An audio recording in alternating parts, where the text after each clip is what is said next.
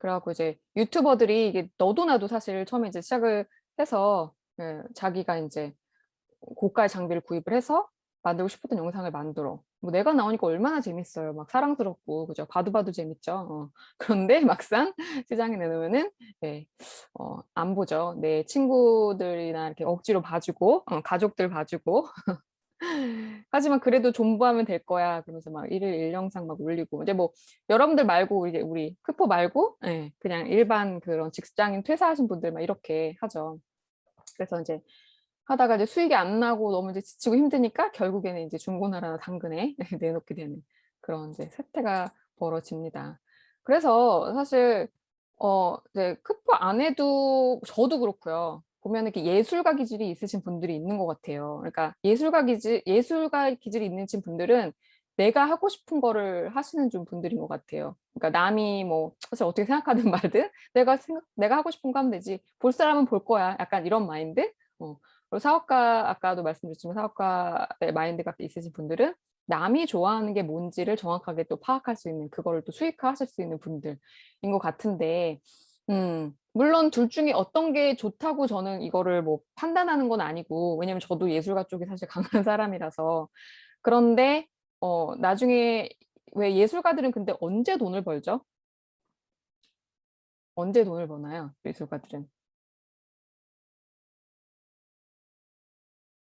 네, 맞아요. 죽고 나서 사후에 사후에 후대들이 조금 인정을 해주죠. 그럼 그때 또 누군가가 돈을 벌죠. 내가 돈을 버는 것도 아니고. 예, 죽고 나서 이게 예술가 되는 거는 상관없는데 이게 죽고 나서 이렇게 돈을 버는 경우가 있더라고요. 그래서 우리가 살아 생전 이 생에 돈을 좀 벌어야 되지 않을까요? 그래서 요 마인드를 조금 이제 내려놓으시고 내가 하고 싶은 거보다는 약간 남이 원하는 게 뭔지를 좀 약간 철저히 분석하고 파악해서 적용을 좀 해보자. 왜냐면은 저도 처음에는 아니, 나는 취미로 하는 거야. 약간 이제 그런 마인드로 사람들한테도 그렇게 얘기를 했거든요. 근데 어느 순간부터 이게 숫자로 약간 평가되고 비교되기 시작하면서 약간 되게 우울해지고, 되게 막, 음, 약간 이제 약간 지치기 시작을 하더라고요. 이게 한계가 오더라고요. 여러분들도 잘 아시겠지만.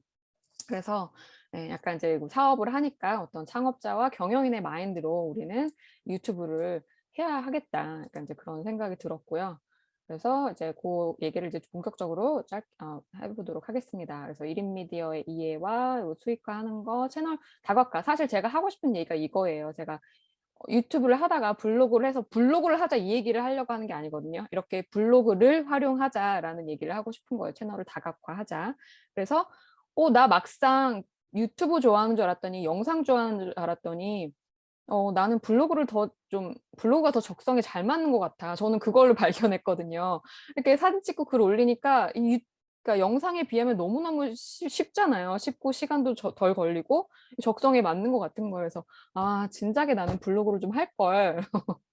그래서 여기도 블로그 조상님도 있으시거든요. 굉장히 좀 막 십몇 년씩 하신 분들도 있는데 저는 이제 이제서 5월 달에 시작해서 5, 6, 7, 8, 9 이제 6개월에 접어들었죠. 이제 완전히 불린이고 그런데 제가 깨달은 것들이 이제 있어서 이제 좀 공유해 보도록 하겠습니다. 그래서 이제 이거는 좀 같이 여러분들과 뭔가 이렇게 약간 생각을 해보고 싶은 그런 얘기라서 좀 가져와 봤어요. 그래서 이것도 저도 사실 여러 강의를 들은 데서 이렇게 저도 들은 거거든요. 그래서 뭐 잘 아시다시피 우리는 지금 뭐 포스트 코로나 뉴 노멀 시대에 살고 있고 그래서 우리는 이렇게 5년에서 10년 앞당겨진 미래에 살고 있는 거라고 해요. 지금 우리가 힘든 이유가 바로 그거래요. 2010년이 아니라 2015년 혹은 2020년을 살고 있기 때문에 우리는 너무 정신이 없고 힘든 거야. 이거 어떻게 해야 될지 모르겠고. 그래서 이미 사실 세상을 움직이는 판이 이동하고 있다고 해요. 사람, 지식, 권력, 돈. 예. 그리고 앞으로 5년이 진짜 중요하다고 해요. 전쟁 상황 아시죠? 예. 너 죽고 나 죽는 약간 그런 상황이기 때문에 진짜 정신 바짝 차리지 않으면 안 된다고 하더라고요. 근데 항상 그 위기 상황은 언제나 그 이용하는 사람에 따라서 기회가 될 수가 있죠. 이렇게 우리가 코로나를 못 만나지만 또 이렇게 줌으로 연결되고 있잖아요. 오히려 어떻게 보면 연결이 더 잘 되는 시대가 아닌가 예전보다도 더 확장된 연결, 더 많은 오히려 막 글로벌로 막 예전에는 막 여행 비행기 타지 않으면 잘 연결되지 않았던 그런 것들도 요즘에는 막 줌으로 다 막 연결되고 막 하니까. 예. 그래서 세상이 굉장히 좀 변하고 있고 그걸 우리가 굉장히 빠르게 지금 그걸 캐치를 해서 발맞춰 나가야 되지 않나. 그리고 또 유튜브 독점 시대가 지금 지났습니다. 지나가고 있고, 예, 잘 아시다시피 이것도 굉장히 몇 년 전부터 나온 거죠. 그리고 릴스나 쇼츠도, 릴스는 뭐, 예, 나왔고, 쇼츠도 굉장히 지금 밀고 있죠, 유튜브에서. 그리고 뭐 미국의 이 럼블이라는 그런 뭐 이런 플랫폼들이 이렇게 나왔다고 하는데 지금 다음 장에서 보여드릴게요. 그리고 우리 그 크포의 그 멤버 중이신 그 장 CEO 대표님, 예, 그분이 얼마 전에 이거 발표하셨죠. 체인플렉스라고 이 메타버스와 블록체인을 활용한 어떻게 보면 이제 그 제2의 유튜브다라고 선언을 하셨는데 예, 이런 지금 플랫폼들이 나오고 있고 또 이것도 제가 지금 아는 대표님이 만들고 계세요. 개발자들 지금 10명 투입해서 만들고 계시는데 플랫폼 위에 플랫폼을 만들겠다. 그러니까 유튜브 같은 그런 플랫폼을 다 포괄하는 예, 그런 플랫폼을 만들고 계시더라고요.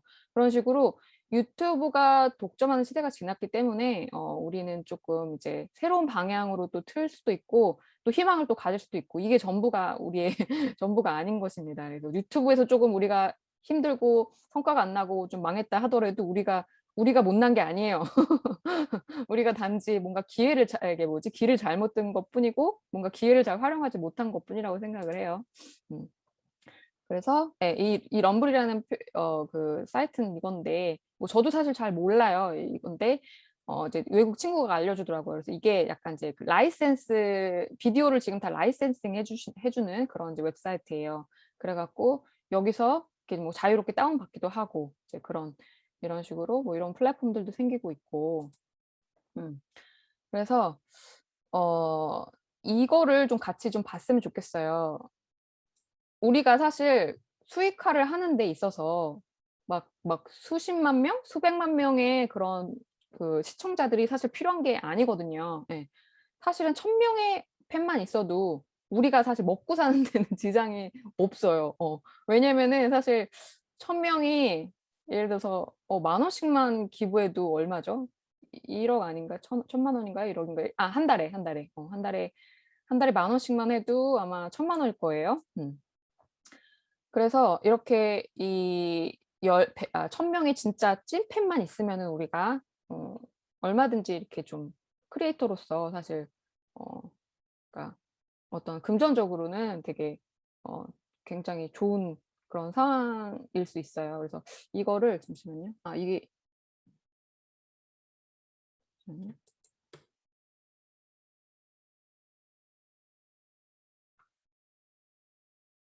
아, 이거 아니구나. 죄송해요.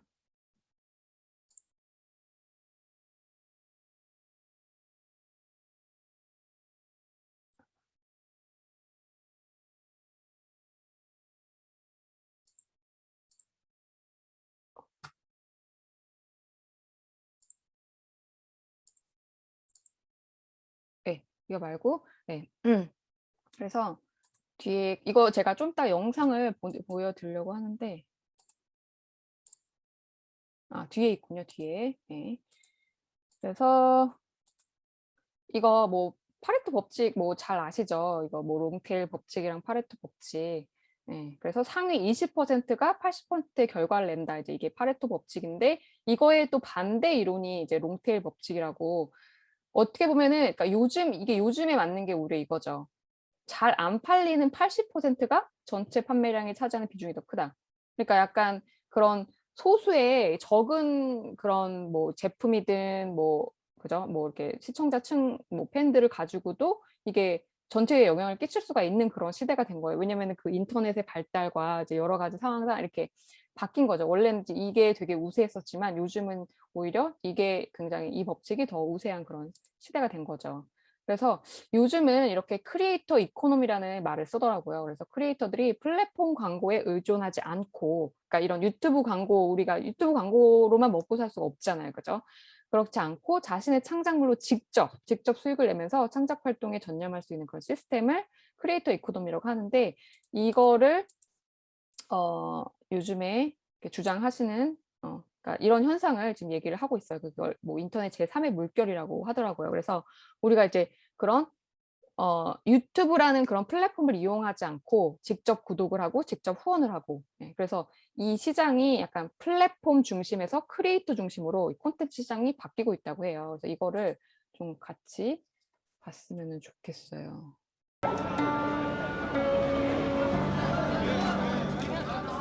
응급실 와글와글하고 1000명의 팬 이론이라는 이야기를 들어보신 적 있으신가요? 미국 IT 매체인 와이어드의 전 편집장이자 테크 미래학자인 케빈 켈리는 진정한 팬 1000명만 있으면 누구든 성공적인 크리에이터의 삶을 살 수 있다고 말했습니다. 사진작가든 음악가든 작가든 자신이 제작한 콘텐츠를 구입하기 위해 기꺼이 돈을 지불하는 팬 1000명만 있다면 먹고 살 수 있다는 설명입니다. 팬 한 명당 월 10,000원씩만 결제해도 크리에이터는 매월 1,000만 원의 수익을 낼 수 있기 때문이죠. 지금까지는 이러한 일이 불가능했습니다. 팬과 크리에이터 사이에는 플랫폼이 있었고 플랫폼은 이 사이에서 광고를 통해 수익을 벌어들였습니다. 이 광고 수익은 크리에이터들과 공유되지 않거나 극히 일부만 공유됐죠. 하지만 팬이 크리에이터의 콘텐츠를 직접 구독하고 결제하는 길이 넓어지고 있습니다. 플랫폼의 역할은 줄어들고 크리에이터들의 영향력은 커지고 있는 셈이죠. 이러한 현상을 크리에이터 이코노미라고 부릅니다. 오늘 준비한 내용이 바로 크리에이터 이코노미입니다. 지금까지 콘텐츠의 유통 구조를 보면 크리에이터들은 자신이 제작한 콘텐츠를 페이스북, 트위터, 유튜브, 트위치와 같은 플랫폼에 올립니다. 그러면 플랫폼은 콘텐츠를 보러 모인 사용자들에게 광고를 노출하는 방식으로 수익을 내면서 성장해왔죠. 페이스북이나 인스타그램, 트위터와 같은 플랫폼은 이 수익을 크리에이터들과 공유하지 않는 구조입니다. 유튜브처럼 수익 중 일부를 크리에이터와 공유하는 플랫폼도 있지만 크리에이터들에게 돌아가는 수익이 크지는 않았죠. 지금까지의 플랫폼의 구조를 보면 플랫폼은 더 많은 사용자들을 모으기 위해 알고리즘을 적용합니다. 알고리즘을 통해 크리에이터들이 올린 콘텐츠 중 사용자들이 좋아할 만한 콘텐츠를 추천하고 콘텐츠에 광고를 끼워 넣죠. 이러한 트렌드가 몇 년간 지속되자 크리에이터도 사용자도 불만이 쌓이게 됩니다. 알고리즘과 광고에 대한 피로감 때문입니다. 알고리즘에 따라 사용자들은 추천받는 콘텐츠가 달라지고 크리에이터도 제작하는 콘텐츠의 형식이나 내용 등에 제한이 생기기도 합니다. 또 열심히 콘텐츠를 만들어도 수익은 생각보다 많지 않습니다. 페이스북을 예로 들어보면 페이스북은 사용자들이 콘텐츠를 포스팅한 옆 공간에 배너 광고를 넣어서 연간 920억 달러, 약 104조 원의 수익을 냈습니다. 트위터는 연간 34억 달러, 약 4조 원을 벌었죠. 하지만 사용자나 크리에이터들은 그 광고로 인한 수익을 나눠 갖지는 못했죠. 페이스북이나 트위터의 사용자 확대에 크리에이터들의 역할이 절대적이었는데 말이죠. 그래서 사용자들과 크리에이터들은 새로운 소통 방법을 모색하기 시작했습니다. 직접 크리에이터와 사용자들이 연결될 수 있는 방향으로요. 크리에이터들은 플랫폼의 직접적인 영향력에서 벗어나 콘텐츠 제작의 자율성을 높이면서 동시에 수익은 더 많이 낼 수 있는 방법을 찾게 된 것이죠. 사용자들도 알고리즘 추천보다는 자신이 좋아하는 크리에이터가 제작하는 콘텐츠를 지속적으로 보는 방법을 찾기 시작했습니다.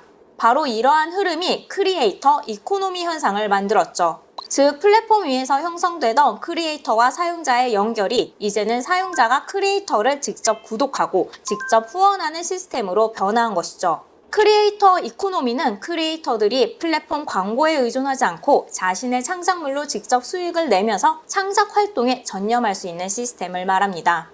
실리콘밸리의 벤처 캐피털 A16Z의 마크 안드레센은 이러한 현상을 인터넷의 제3물결이라고 표현했습니다. 그는 첫 번째 물결은 온라인에서 아무도 돈을 벌거나 쓰지 않았다. 두 번째 물결에서는 광고를 통해 온라인 서비스들이 돈을 벌었던 시기다. 세 번째 물결에서는 구독자와 크리에이터가 직접 연결돼 크리에이터가 직접적으로 수익을 올릴 수 있게 될 것이라고 말했습니다. 크리에이터 이코노미가 부상하게 된 배경에는 관련 서비스의 등장도 큰 역할을 했습니다. 과거에는 크리에이터들이 자신의 콘텐츠를 구독자에게 직접 전달할 수 있는 방법이 제한적이었죠. 텍스트 위주의 글들은 블로그에 올리고 이미지는 페이스북이나 인스타그램에 올렸죠. 하지만 최근에는 플랫폼의 역할은 최소화하고 크리에이터들의 권한과 역할을 확대한 다양한 서비스들이 등장하고 있습니다. 대표적으로 뉴스레터 플랫폼 서브스택이 있습니다. 작가나 기자가 정기적으로 글을 써서 구독자들에게 메일을 보낼 수 있는 플랫폼입니다. 크리에이터가 디자인이나 개발 역량이 없어도 쉽게 뉴스레터를 만들 수 있습니다. 구독료도 크리에이터가 자율적으로 결정을 할 수 있죠. 크리에이터는 구독료의 90%까지 수익으로 가져갈 수 있어요. 심지어 서브스택은 작가와 기자가 서브스택 작가로 풀타임 활동하도록 선불금을 제한하기도 합니다.